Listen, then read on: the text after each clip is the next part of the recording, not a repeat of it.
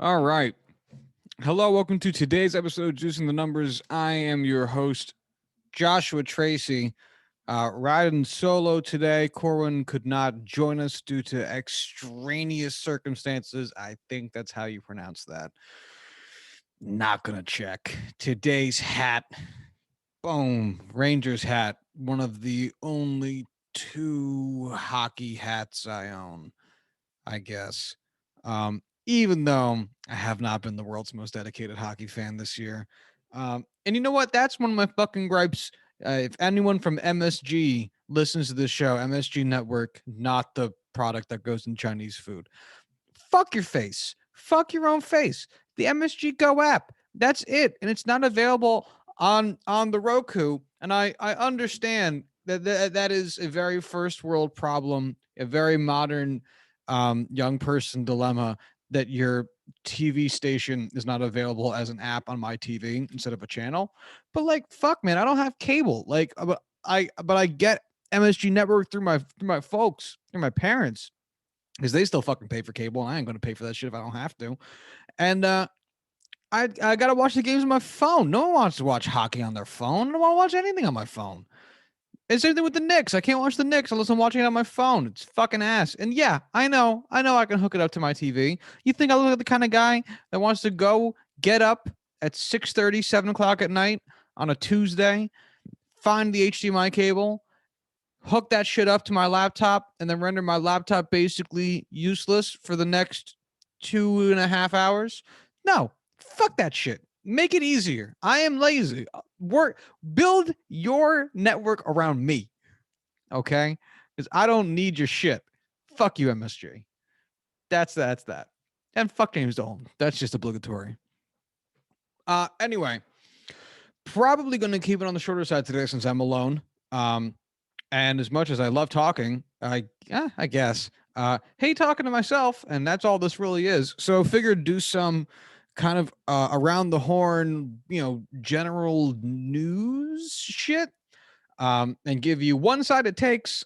This is basically the Fox News episode of the podcast where you only hear one side and it's all biased as fuck. That's me coming at you, which is a real shame because we have Steelers news, and one of the things that we've been talking about, I don't know, for the past few months, every time this goes to come up, is the fact that they were negative in cap space for 2021, which obviously you knew they were going to change somehow. The most obvious of which was Ben Roethlisberger's $40 million cap hit for this year was almost certainly going to be finagled. And finagled it was, as Ben Roethlisberger signed a new contract that really just kind of shifted some money around. So the way that this contract works is it's technically a 1-year, $14 million contract. And I guess technically it's a pay cut because I'm not seeing him recouping the money anywhere else. But just to break it down a little bit, it's a base salary of $1 million, a signing bonus of $15 million. His cap hit is $26 million. His dead cap is $35 million, and his yearly cash is $14 million. So Ben Roethlisberger pocketed $15 million for signing, and is guaranteed a base salary of $1 million. And I'm going to assume there's some incentive shit in there and whatnot. But his overall cap hit dropped from I think it was at 41 million. It drops to 26 million. So pretty nice fucking bit of savings for our Pittsburgh Steelers there. Not that I really care what the fuck the Steelers do, but it is still it's the part of the business that no other sport really has, because the MLB doesn't have any of this shit, the cap stuff. You got the luxury tax, sure, but it's nothing like you gotta be under it. You have to. No, I mean, if you want to, most teams ownership tells them you gotta be under it, but no one needs to, or else you face penalty from MLB. Outside of, well, I mean, you do, but You know what I mean? It's not like hard cap. It's soft. And then the MLB and the NBA and the NHL, they both those guys have guaranteed contracts, so you don't really get this type of finagling, which you also largely do in MLB. There's always incentive structures built into everything, but it's guaranteed money. So with the NFL is really the only league where the contracts aren't guaranteed, so the money feels a lot more fake. You know, like you'll see a guy, we talk about this on the show all the time. You'll see a guy sign a 4-year, $100 million contract. So you go, oh shit, he's going to be making $25 million a year. No, he's not. He's going to be making fucking $4 million a year with $21 million a year of like reachable incentives or some shit like that. And it's nonsense and it's stupid. And it's there, I think, to convince people that you're getting a lot more than you're getting. And I think it's duplicitous and wrong. Fuck you, NFL. I'm dishing out all my fuck yous today, as I cannot be curtailed. We're going to run off the rails here pretty soon. Yeah, that's not true. Anyway, so that's that for what's going on in Steelers land. Again, not sure it means anything. There's going to be there's a lot of restructuring that has been taking place over the past handful of days. The beginning of the week prior to NFL, Jesus fucking Christ. NFL free agency is always like this because teams are restructuring everything to maximize the amount of cap space they have heading into the season, heading into the true beginning of the offseason, so they can sign the free agents they want to sign or set themselves up with cap space for going into next season. So a lot of stuff has changed. A lot of players have been cut. This is like Bloody Sunday, I think they call it, or some shit like that, where, just rosters just get massacred, players getting cut left, right, and center because, this is what happens. The Jets cut a bunch of players. Every team's cutting players right now because they just want to, they're reevaluating their rosters, they're reevaluating their salary and then their payroll, and they're just going forward with it like that. That cold-hearted business part of it, I don't think anyone's really, that's unfortunate, but no one's going to sit there and be like, they shouldn't do that. That part's normal. It's the rest of the chicanery that goes on. It's a little bit, I don't know. But so yeah, there's a lot shifting. We'll probably do a salary cap recap pretty soon. But we'll see what goes on with it. It's really only gonna impact teams that do some actual signing. So, we'll see who that is. As it stands right now, the Pittsburgh Steelers were, I think, the second or third least payrolled team or most payrolled team in the NFL with a negative negative cap space remaining. They now have a positive cap space remaining. They're just about $8 million in cap room for this season. That puts them at 24th. The teams below them, the Buffalo Bills, the last positive team, who have $4.5 million of cap space, and then everyone else is negative. The Minnesota Vikings sitting at -2, Bears at -2.8, Packers at -5.8, Falcons at -15.1, Chiefs at -18.4, the Rams at -30.6, and the Saints at -44. Does that include Breeze? Hold on.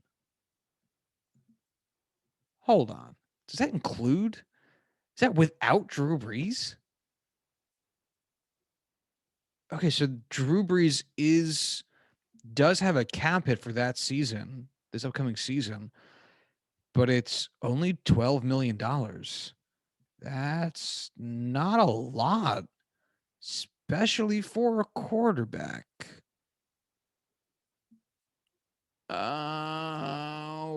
Okay. Wow. They're just fucked, huh? Oh, they have a ton of dead cap. No, only $6 million. Yeah, wow. I don't get it. That's weird. That's very weird. Anyway, that's something to explore when I have more time and not actively recording the show.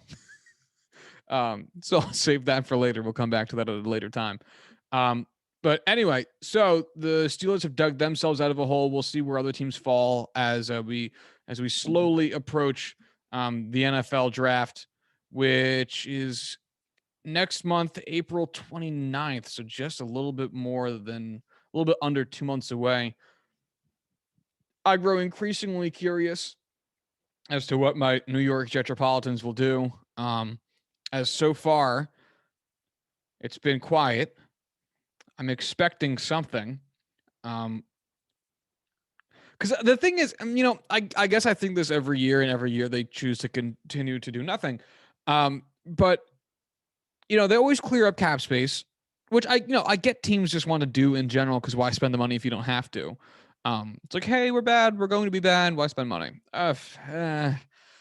It'd make more sense if the Jets were actively trying to like build talent within their own organization, but they don't do that either. So anyway, and then they don't spend it. They clear up the cap at the beginning of the offseason, and then they dish out a couple of big contracts here and there, but it's nothing. Tremaine Edmonds wasn't winning us a fucking Super Bowl. That was a weird contract to give out, or to at least to absorb. I forget which direction. No, I think we gave that. That doesn't matter.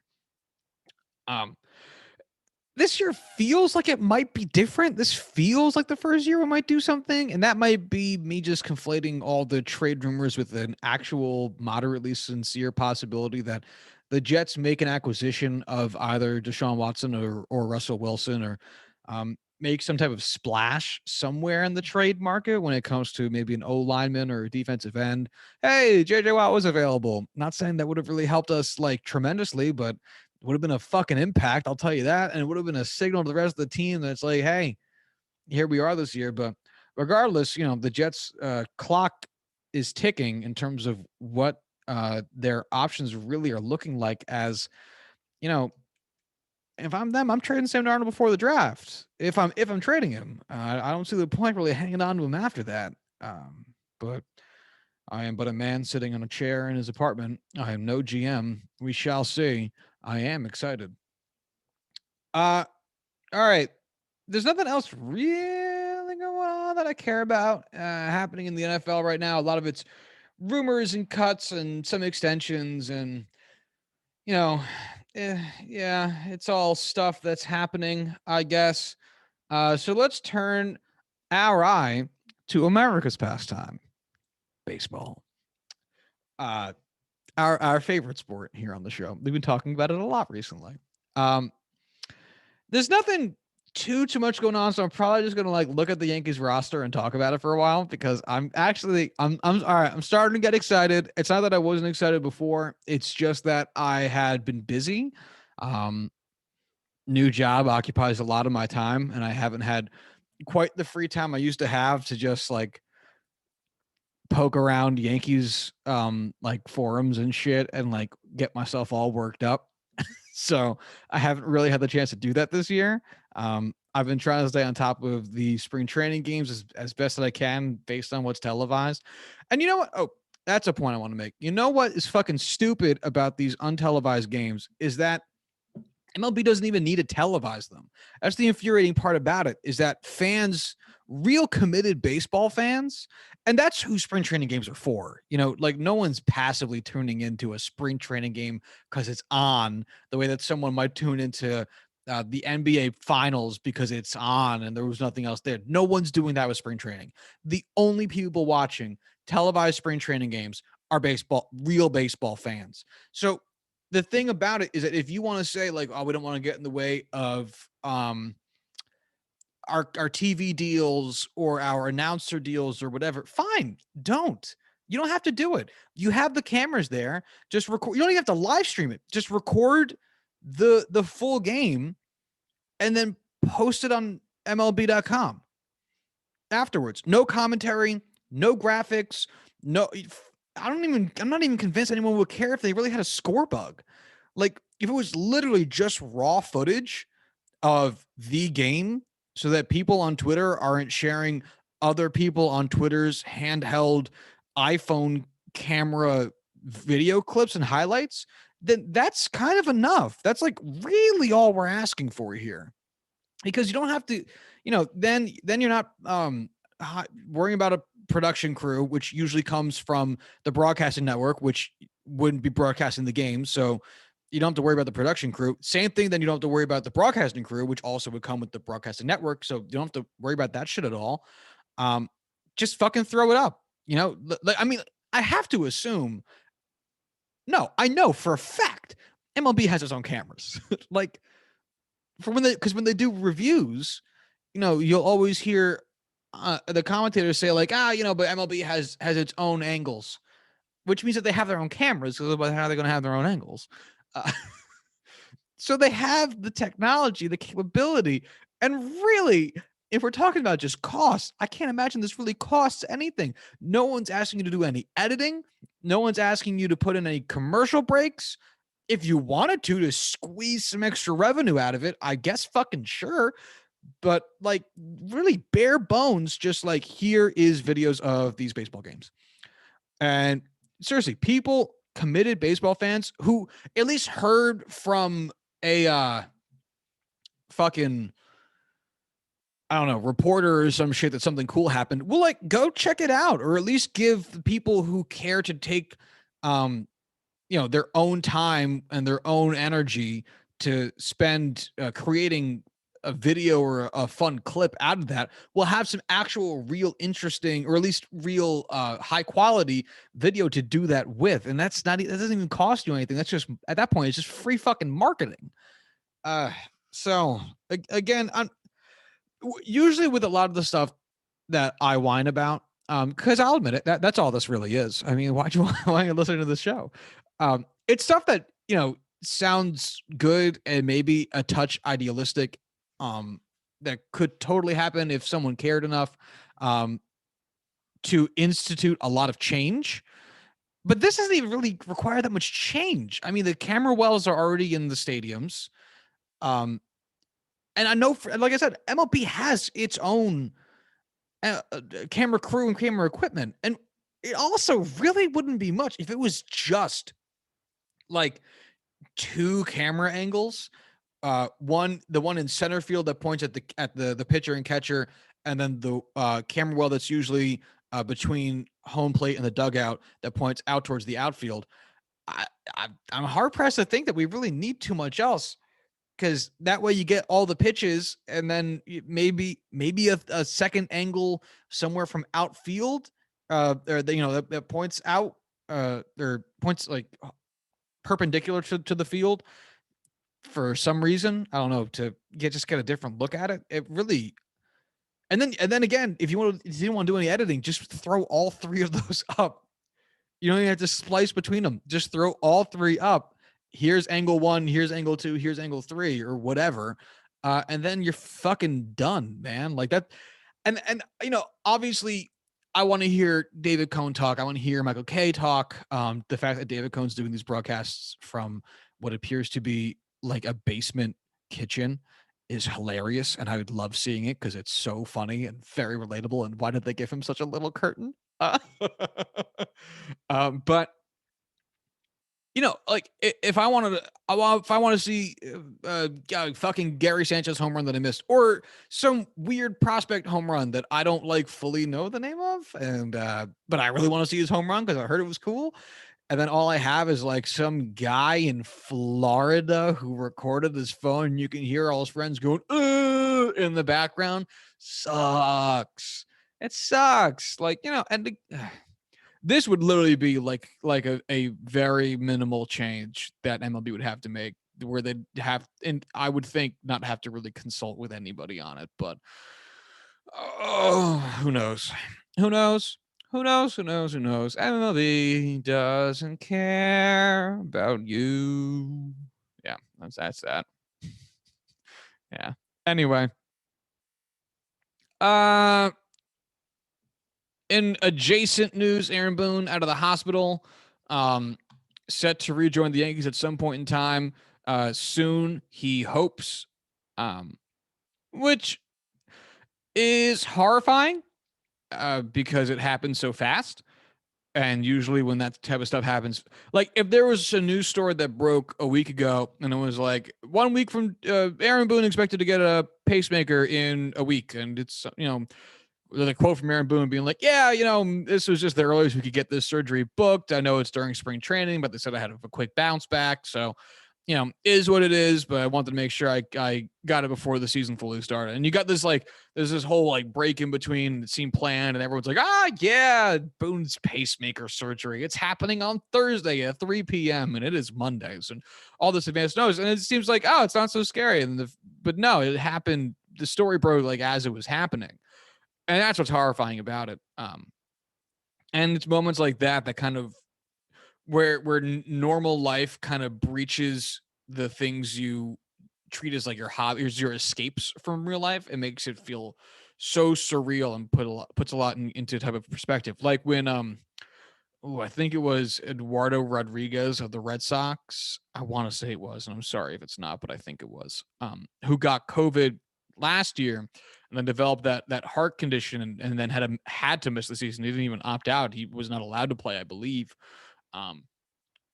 That was like, oh shit, here's COVID happening to my sport in a meaningful way, in a big way. And it's bizarre. And obviously scary and sad and all the normal things, but it also has a weird touch of oh, did they write this into the show? Why is this one happening? I don't remember this episode. Because it's supposed to be, at least for me, it should have a little bit more separation than it does. So when the two kind of cross, it's uncomfortable. Thank you. So Booney coming back soon. Really looking forward to getting him back. I don't think there's anything else really all that interesting happening. Trevor Bauer struck a guy out with one eye closed, which people thought was racist, which shows how little everyone thinks of Trevor Bauer. Rightfully so. Dude's the worst. And I think it ended up being something he just wanted to do to make content out of it later on for his YouTube channel or some shit. And if that's what we get from him this season, someone's got to talk to him. I mean, because what I'm saying is if we're going to live in a society, we live in a society. If we're going to live in a world in which managers are going up to young stars of the game and saying, stop celebrating your home runs. But, if Fernando Tatis Jr. is going to get a talking to for hitting a home run and being really cool about it, and Trevor Bauer is going to stage parts of his game to make content for him to make money on later, and that's fine, nothing makes sense. Nothing will ever make sense again, because that is so much more ridiculous than celebrating a home run. Because you know what? Home runs are cool. Trevor Bauer's not. Dude's a dick. He's such a dick, man. But also, I mean, I have that opinion of anybody. It all becomes a farce. No one wants to see people throwing up drawing logos for their sponsorships. Oh my god, what Trevor Bauer also did in the pitcher's mound. Like that shit's just lame, or it just commodifies the sport in a way that is very unappealing, at least to me. But I am but one fan, but one man. So sad. Oh, you know what? Actually, I'm going to pivot this into talking about, as I'm pulling up the roster for the Yankees. Well, that's a lie. I have the roster up. It doesn't take that much preparation to do. It's a Google away. The Domingo Herman situation. So, and I'm kind of hazy on how much I've talked about this on the show in the past few weeks, in part because I just got back from a little itty bitty trip today, and am only just now re-immersing myself in this apartment and my world in general. Shout out to the Catskills, where all Jews go. Shout outs to the Borscht Belt. But anyway, God, sorry. Let me just take. Yeah, there we go. So anyway, I forget how much I've talked about the Domingo Herman situation. because it is the worst, and it's going to be a shit talking point all year. And I'd rather, I guess, get all the talking about it done ahead of time, so that I don't have to keep giving this energy later on.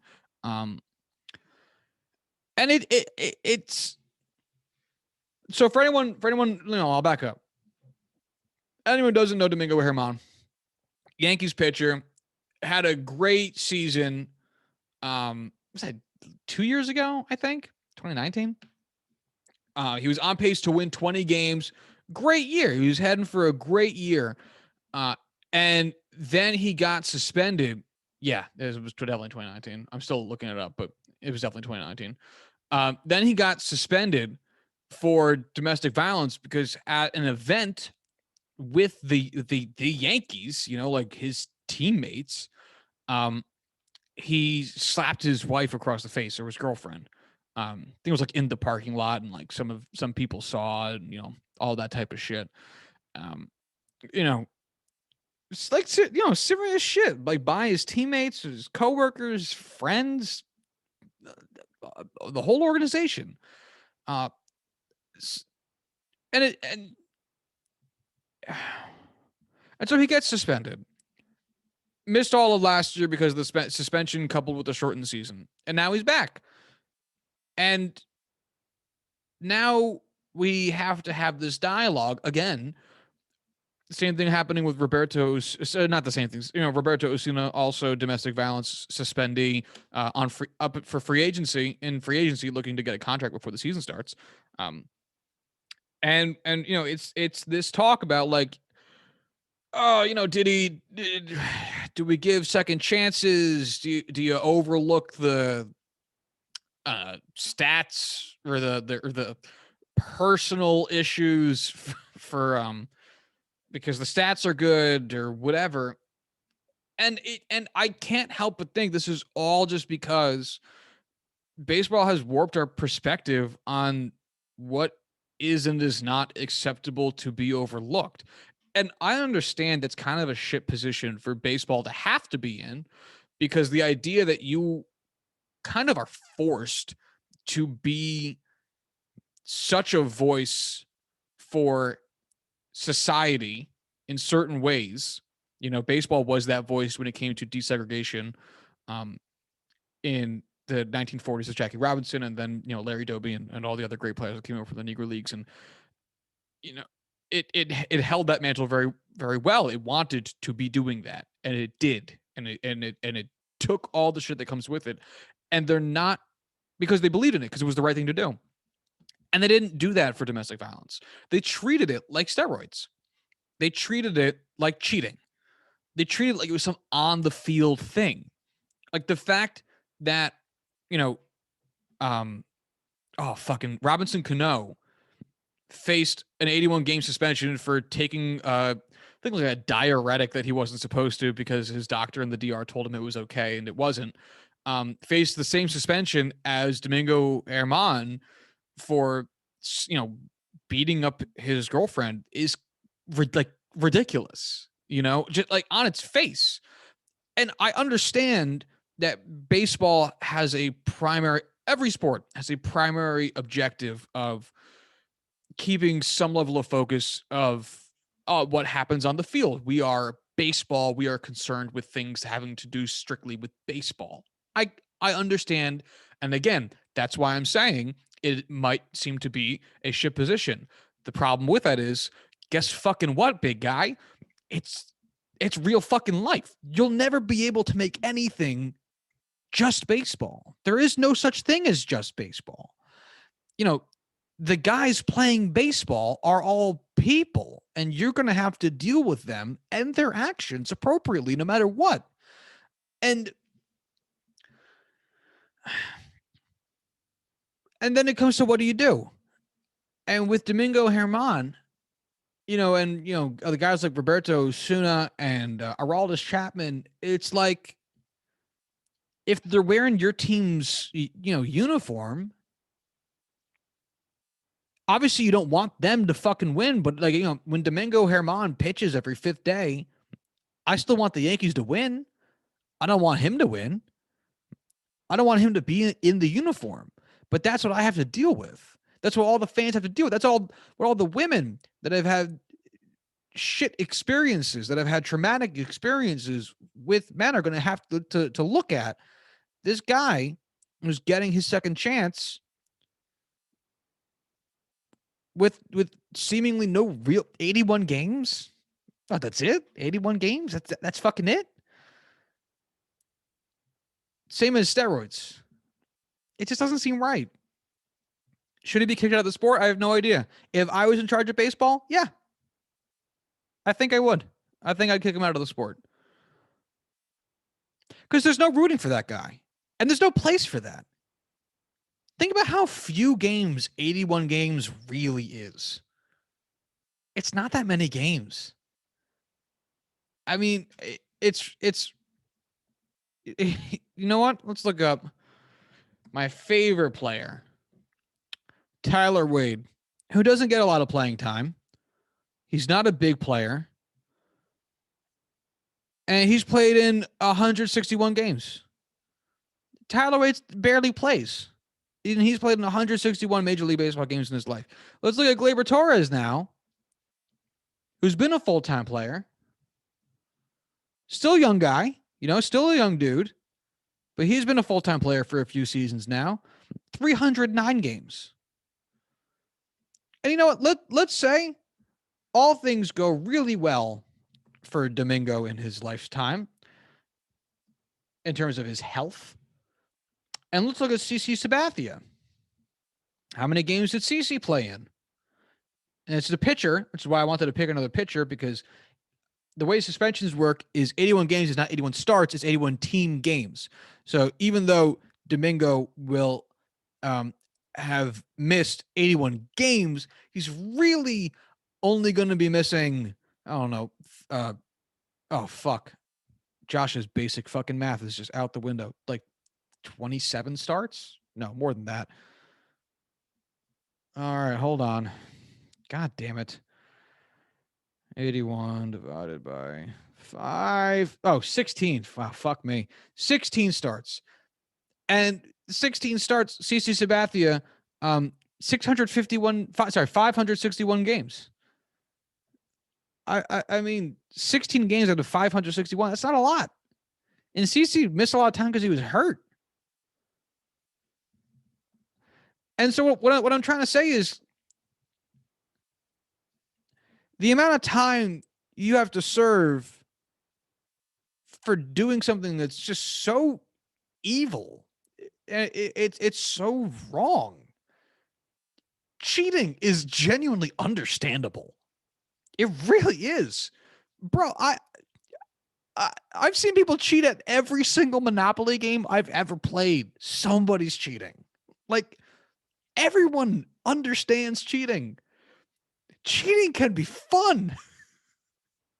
Like, it's a normal part of life, and the consequences, the real world consequences, are so small. You get caught cheating. All right, you caught me cheating. What do you want me to do? And then you move on with your day. This is a real world thing, domestic violence. It's a real world thing. And 81 games, half a season, out of, if he has a good career, 10, 15 seasons? Is that enough? And how are you going to expect yourself to market that guy? That's out the window. How are you going to expect fans to want to see that guy? That's out the window. Cold-blooded shit. Selling fucking jerseys. Real cold-blooded shit. I don't want that. And the thing is, if you put your foot down on it and really make it a sticking point and make it an issue and put that shit in the mind of every scumbag who plays in your organization, because you're never going to root out the scumbags, but you might make a scumbag think twice about their career. If you put that thought in their heads, maybe you'll make a change. Because shit, man, if the Yankees win the World Series and it's on the back of like a Domingo Germán start or some shit like that, fuck, man, I'd rather be the fucking Astros. This shit's just brutal. And I don't just mean he's on the team. I mean, like, he was a real, like, they named him World Series MVP or some shit. Fuck. That's just awful. Awful. And you know what? It's the second thing today. It's the second thing today. If MLB really wanted to, there's nothing fucking stopping them. They make their own goddamn rules. They might have to wait for the next CBA. I'd be hard pressed to find too many people in the Players Association, the MLBPA, who are really going to disagree with you over maybe some stricter punishments. It might, a lifetime ban might be hard because it might seem a little bit anti-player. And the union would obviously rightfully be a little bit side-eyed towards anything that is especially harsh towards the players, especially coming from the league. But it's a problem. It's a problem throughout sports. This is not a baseball specific issue. This problem's pervasive in many sports because sports bring out a lot of it's a very masculine environment. You got to be very tough, very physical, and none of which is necessary in real life. It might help on the court or on the ice or on the gridiron or whatever. None of it. You don't need to be that in real life. If you're overly masculine in real life, I'm probably going to judge you. Which, hey, that might not ruin your day at all, but like, I'm going to think you're a fucking wimp. Walking around too fucking shoulders back too far and shit. Now, but it's not a baseball issue, but baseball could take a stand if they wanted to. But we'll fucking see. Anyway, let's turn it back to the rosters. So let's look at the rotation. Gerrit Cole, Corey Kluber, Jameson Taillon, Jordan Montgomery, and then Domingo Germán. So, Luis Severino is still on the roster. He's just coming back from Tommy John surgery, and he should be back in the middle of summer, sometime around, the middle of the season, beginning of summer, sometime around June, I think, is where they've landed. Which means that this rotation would probably look something more like, at least at the outset, Gerrit Cole, Corey Kluber, probably slot Luis Severino in the third spot, and then Taillon, Montgomery, with Germán either becoming the sixth starter if they choose to go six, or the long man in the bullpen. Who knows? That's a pretty mean rotation. Because you've also got, so Gerrit Cole, easy ace, right? Hold on one second. Jeez, I'm sorry. I'm still trying to get my pages up. First season in Pinstripe was the shortened season, and even in the shortened season, which, say what you want about its quality, because it seemed like he had some rocky starts, at least with all the home runs. It was still fucking great. He went 7-3, a 2.84 ERA, 2 complete games, one of which was a shutout. He pitched 73 innings in his 12 starts, which is pretty solid. A little bit, big on the home run, letting up 14, but he let up a lot of home runs the year prior to it, and a lot of them are solo shots because he doesn't let a lot of people up on base. So it's like, who really gives a shit about that? FIP 3.89, fine. WHIP 0.959, which is great. Anything under 1 is great. Strikeouts per 9 of 11.6. It's a really, like, I don't think he's getting enough hype going into this season because this will be his first full season in pinstripes. Last year we're looking at 12 starts. We're going to get more than double. We're going to get almost triple of that if he stays healthy. We're going to get like 32 starts out of Gerrit Cole. Like this, it's something to be really, because you got to figure the first like 4 to 6 starts for every pitcher at MLB. I always will give a lot of leeway to, because it's like, yeah, you had spring training, but like now you're back in your hometown. Even if you're the Yankees, it's fucking cold, and you were just down in Florida. It's a whole different beast, playing the sport in general when it's cold versus hot. And then if you're doing it as a pitcher, it's a lot. That was a rhyme, bars. I'm kidding. So I'll give a lot of leeway to that. And that's basically, I mean, 4 starts that last season, that's a third of his fucking starts. You know what I mean? Like he only had 8 starts after that. This season he's going to have like 28 starts after that. It's going to be fun. I'm really excited about it.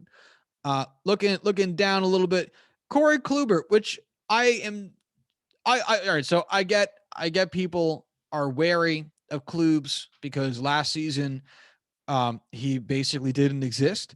He had 1 game, and the year before that in Cleveland, he had 7 games. So in the last 2 years combined, he's played 8 games. So I totally get that. But if Corey Kluber's healthy, I'm not even saying he has to be fully right. If he's healthy, his last 4 seasons before that, 2014 through 2018, he finished top 10 in Cy Young voting every year, won 2 of them, finished in 3rd place twice, made 3 All-Star games, led all of baseball at least once in wins, led the AL in wins twice, led all of baseball in ERA once, games started once, complete games 3 times, shutouts 3 times, innings pitched once, and a bunch of other shit. And obviously, past performance isn't going to necessarily inform present performance. That goes for every single aspect of kind of everything in life.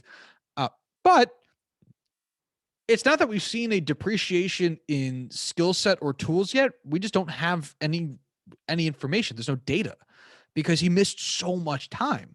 So it's not even a question. Now, that doesn't mean he's going to come out ripping and tearing and be a god. But it means that like it's going to be tough to judge where we're expecting his performance level to be since we just haven't seen him. And if he's, 75% of the guy he usually is, that's a really good fucking pitcher. Especially a guy who will be eating up second starter innings instead of number 1 starter innings, which might not seem like it's a huge thing, but over the course of a season, and potentially depending on how Severino comes back, maybe even 3rd starter innings, but over the course of a season, depending on how they want to line up, bullpen usage, which might affect the hook and all that type of stuff, it could really benefit Kluber not having to be the top of the rotation guy. So I think there's a lot to be excited about with that. Jameson Taillon is going to be another colossal question mark that I am also very excited for. If you have listened to the podcast for a few years, I picked Jameson Taillon as my comeback player of the year for the past 3 years. Because I really like Jameson Taillon. I think he's got great stuff. I think he's a really fun pitcher. I think Yankees fans should be super excited about him. He seems like a super nice dude in general. This is the guy who put up a winning season with the Pirates in 2018. Like that in and of itself is pretty fucking spectacular. The 2018 Pirates did finish with a winning record and also 4th in the NL Central. That's amazing. Wow. Oh, how times have changed. Francisco Cervelli, Josh Bell, Josh Harrison, Jordy Mercer, Colin Moran, Corey Dickerson, Starling Marte, and Gregory Polanco. Wow. Oh, and that rotation, Jameson Taillon, Ivan Nova, Trevor Williams, Joe Musgrove, Chad Kuhl, Stephen Brault. Wow. Wow. Wow. Sorry, that's really funny. Anyway, Taillon, total crapshoot. Another guy who hasn't pitched since 2019. And even when he did another 7 starts, so between the two of them in the last 2 years, between Taillon and Kluber, Jesus, 15 starts in the last 2 years. So again, we have no idea what they are, but I'm fucking excited about it. Jordan Montgomery, he's gonna throw, man. I don't care. I'll put it that way. I don't care. I don't think he's a part of the Yankees' long-term plan at this point. In that I don't expect him to be not like a major part. If they expect him to be a 5th starter forever, and just have that guy who is the fifth starter and is left-handed, and they have decided his name is Jordan Montgomery. Okay. They're not expecting him to be anything. At this point, with the injuries and what we have on him, I don't think they're expecting him to make any gigantic. Obviously, they'll take it and they're working towards that, but I don't think they're building any strategy around that. And that's okay, because you know what? Being the fifth starter is hard. Like, you have to be a really talented pitcher to be a starting pitcher. Not every pitcher gets to be a starting pitcher, because being a starting pitcher is fucking hard. So the fact that the Yankees actually drafted a guy that ended up becoming a starting pitcher for them, it's a small miracle. It's a small miracle that the Yankees actually drafted a guy who is starting pitching for them. So I think that's a success story. So whether Jordan Montgomery comes out and has a 3.5 ERA or a 5.5 ERA, I don't think it really matters that much. He's just there. Domingo Germán's good. I don't want to talk about him. Fuck Domingo Germán.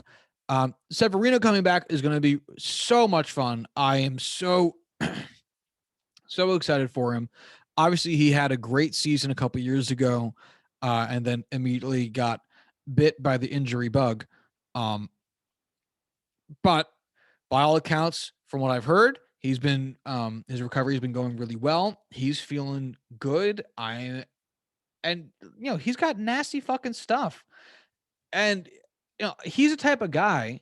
I might be overestimating him a little bit, but I really like him as a player, so I'm okay overestimating him a little bit. He's the type of guy that I think doesn't need to throw the 98, 99 that he can throw to be successful, because his stuff is that good, his command's that good, and he's a smart fucking dude. This is a guy who will sequence out his pitches real fucking well. That, and obviously a good part of that goes on to Sanchez, who helps him call out his stuff. But the head on Severino, dude's fucking smart. Like you can tell he's not just relying on movement the way Ottavino is just relying on movement. The dude understands the mental aspect of the game really well, and you can see it. You can actually fucking see it. See the gears turning on TV. He's such a fun player. I love Sevy. So I'm really excited to have him back soon. Other guys, Davy Garcia. I'm very excited for another year of Davy Garcia. He showed such great flashes last year. And that's the other thing that bothers me about the Germán thing, just to loop back into it, because you could ditch Domingo and throw Davy in there, and I'm fucking happy as a goddamn clam. I mean, yeah, who cares? I mean, their ceilings seem kind of similar, and their floors are honestly also probably kind of similar, since Germán only had the one good year amidst a bunch of mediocre to bad years, and Davy's young, and Davy's 23, Germán's 29. Like, fuck that. Whatever. It doesn't matter. Obviously, I know it's a bigger risk because Germán had the season, and Domingo and Davy hasn't had the season yet. He's had the promise, but he hasn't had the season. I understand. I still hate it. I hate it, but yeah. Again, I'm like tuckering myself out with this shit. Anyway, so rotation's looking great. Bullpen, Aroldis Chapman, Zach Britton, Chad Green. Those three dudes, a lot of confidence. That's a great closer setup. What would you call the third guy back? I have no idea. I'm not going to care. Then Darren O'Day and Justin Wilson, which is a really interesting 1-2 punch there, because Darren O'Day has somehow like found himself in a position where he like hasn't fallen off. It's kind of astonishing. Because when he was with Baltimore, I think I was just waiting for him to collapse because he was with Baltimore. And he just kind of never did. And, he hasn't been a real innings eater over the past few seasons. But he's been an effective pitcher. His last season over a 4 ERA was 2011. That's ridiculous. So he's going on 10 years on a 4 ERA or lower, with his highest ERA over that time being a 3.77 in 2016. Last year, he had a 1.1 ERA in 19 games, and he had a 1.69 ERA in 2019 in 8 games, which, it's such a small sample size, doesn't really mean anything. But, I mean, I don't want to be excited over 38-year-old Aaron O'Day, but I think there's actually a little bit to be excited about in 38-year-old Darren O'Day. Which brings us to Justin Wilson, who they acquired, and it was like weird because no one knew anything. But Justin Wilson, another former Pirate, as we slowly just steal all their talent like the Rays do. Another guy who's just been an effective dude. His last season over a 4 ERA was 2016 with Detroit. And since then he's been a 3.5 ERA dude. And that guy as your fifth dude away from the closer, starting with the closer, going down, fifth dude, your middle reliever guy. Yeah, cool. Then after that, you got Loaizaga, Sessa, and Nick Nelson. And Nick Nelson, another guy we drafted. Plenty to be excited about that. Because really what you want to see, for what I want to see from the Yankees, is just guys that they drafted making the fucking show. And it feels like we don't really get too many of those dudes anymore. But anyway, yeah, this is an effective bullpen. It might not be as flashy as it was when Ottavino's first season here in 2019, because it's like the Yankees made another big splash and they had a lot of these guys anyway. Like the O'Day and the Wilson signings are a little bit more low key than the Ottavino signing is, but fuck, man, this is still a really, really good bullpen on top of what is a really effective starting rotation. And what's great about this bullpen construction is that there's a lot of the middle reliever guys are effective middle reliever guys. So not guys that just aren't, quite good enough to be setup people or closer people, or / not quite good enough to be starters. They are really effective middle reliever guys, which means that if Kluber and Tyone, for whatever reason, the Yankees don't feel like pushing them beyond a 5 to 6 inning or 85 to 100 pitch limit, if they even make it to 100, settle in somewhere maybe more around 85, 90. Then you can probably actually end up starting to lean on the rotation a little bit, knowing that you've got guys like Cole who can kind of reset the bullpen a little bit by going 6 or 7. I think they're set up very, very well to work around some of the gambles they took in the rotation, which is just fun. It's just fun. Let's look at the real meat and potatoes though of being a Yankees fan, and that's the lineup. So we got at second base, DJ LeMahieu.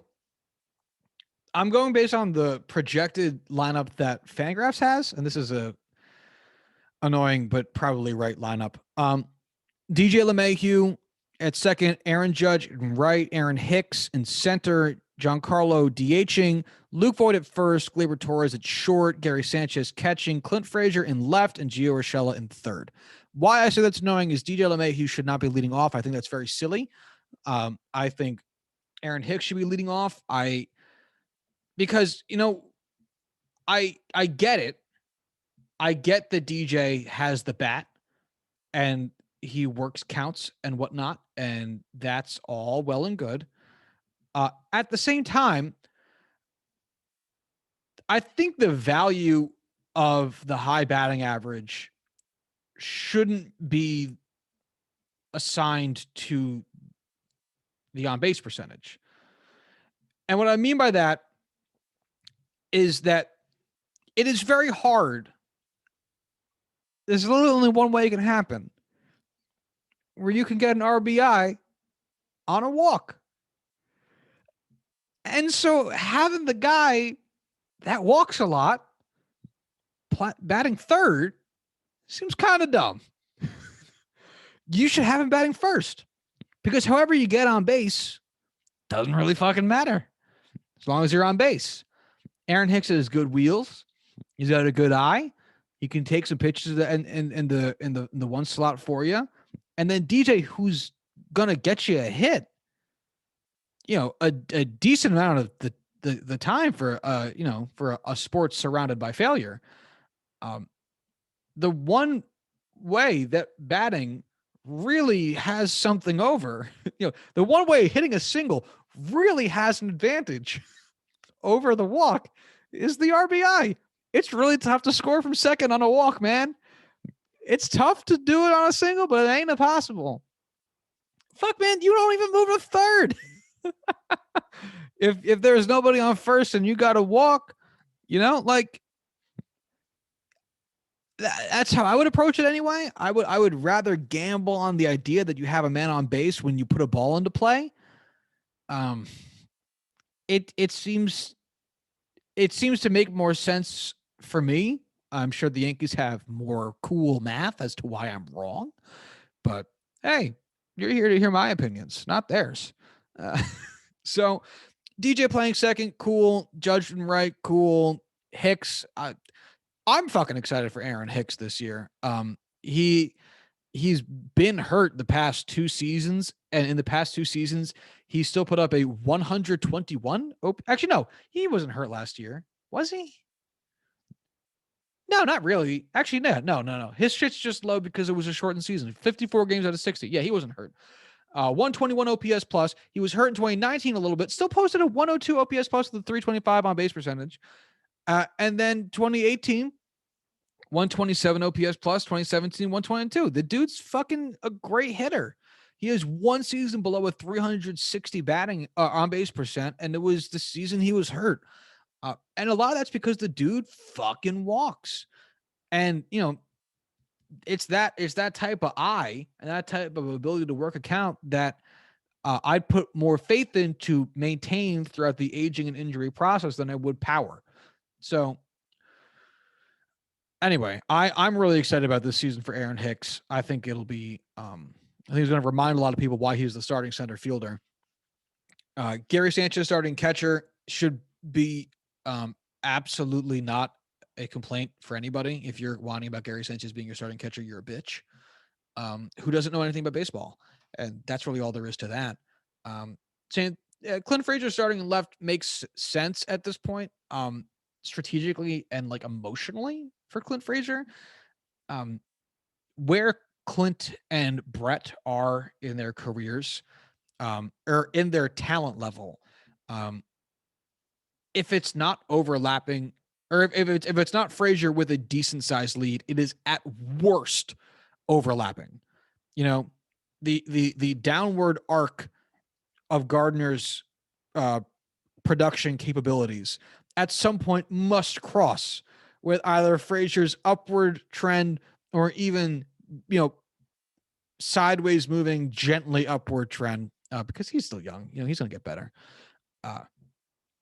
And at this point in time, I have to imagine Clint Frazier is just going to be a better player than Brett Gardner, or at least they're going to be so comparable that why not keep a guy who you could have as a long-term solution happy versus a guy that you're keeping around because he's still a reliable player and he's not going to be bad for sure. I have no doubt in my mind Brett Gardner will not be bad, but is basically on a farewell tour, I would think, and really hoping to get that last ring.